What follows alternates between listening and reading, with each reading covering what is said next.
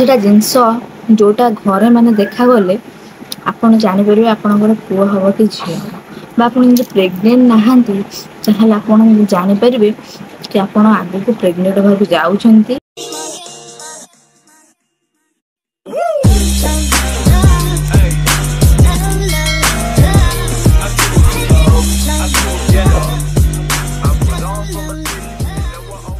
Hello friends, नमस्कार, जय Jagannath, welcome to back my channel Rajmama express को आपण स्वागत करुच्ची। तो केमती समस्ते आशा कर समस्ते भल थे मुझे भल रही।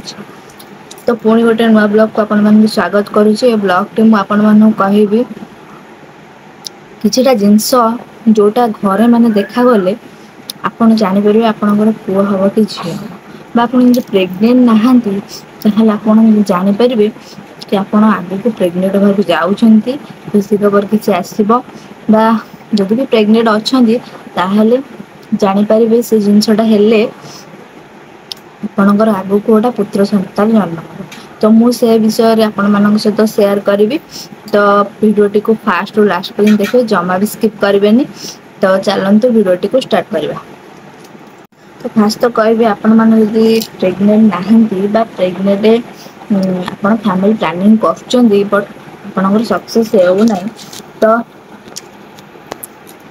आपण माने यदि आपण घरे ये सब जिन देखा जापर आपण आग को प्रेग्नेंट होगा जाऊँगी बा आपण जदि भी प्रेग्नेंट अच्छा आप गोटे पुत्र संतान पाइबे। तो मुझे जिनसा कौन सेयार कर तो मो केसरे भी सेटा सत होती। तो आपण मान सहित भाविली सेयार करने। तो मुझे भावुली एटा मिछ किंतु मु जानला भाविली तो सेटा मो ये पूरा सत होती, पूरा निराट सत्य घटना। तो मुझे आपन सेयार कर। तो फास्ट तो कहबी तो घरे देखिए माने कौन कहले कि माने हम माने कौन कहल देखिए माने ये जो महुमाछी बसा जो भाया कला टाइप उई हुंका टाइप छोट छोट छोट छोट देखिए घर सारा होदी आप प्रेग्नेंट नहांती जदि आप देखुं आपण घर से भाया जिनस आप निश्चय खुशी खबर पाइबे। आग को निश्चय खुशी खबर पाइबे, आप निश्चय प्रेग्नेंट हे। तो से भाया सिम्पटम जदि आप घर देखा देखिए स्काईलाइट रे किंबा जो कौन कहले घर कांथ कोण जदि से भाया एडिक छोट छोट बा कांथरे माने देखिए महुमाछी भाया छोट छोट बस्ता माने उई हुंका टाइप टिके टिके हल्का एडिक एडिक बा एत बड़ बड़ हो जाए ताहले आप जानीपर आप आगू को खुशी खबर पाइबा जाऊँ। जदि आपण मैंने कौन कहले फास्ट देखिले गोटे अच्छे केवे भांगे ना रखिथे, जमा भी भांगे सब जब आप अड़ंदू काढ़ुं तो जमा भी काढ़े से जमा भी काढ़े। जदि आप प्रेग्नेंट हो खुशी खबर पाइबे तो देखिए आपड़ पुत्र माने संतान पाइबा चाहूथे देखिए पूरा घर सारा हो मैंने कौन कहले छोट छोट एटी माने गोटाए दुटा देखा तो अधिक देखा। तो जब से भाया देखा जाए आप निश्चय पुआ हम। तो मुझे प्रेग्नेंट नी तो से मो रूम रोटे स्काईलाइट रेडी देखा जाता। तो मोर गोटा फ्रेंड टे कहला कि जदि तुम घर जदि ये छोट छोट देखा जाए ताहले जानबू तोर पुआ हम। आम कथा हो तो ता केस रे से तार पुआ देला देख टाइल घरे भी से भाया हो मार्बल पड़ो कांथरे मार्बल पड़ो तादर भी हो टाइल जो पड़ो कांथरे तादर भी हो। तो तार भी सी होता छोट छोट छोट छोट एम सब होता। तो मत से कहले मुझे हाँ मोर भी होती मत तो प्रेग्नेंट ना तो सत कि मिछ तो छाड़। तापर देखला बेलू से किछि दिन भितर मु प्रेग्नेंट कनसिव कली। तो सेटा सत कथा।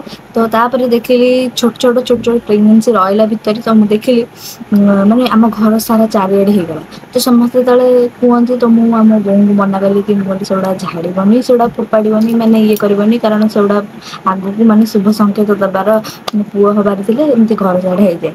तो आम के भांगी नु तो तापर एबे भी से गुड़ा अच्छी छोट छोट एक अच्छी मो पुओ है 2 मास है मो पुओ को।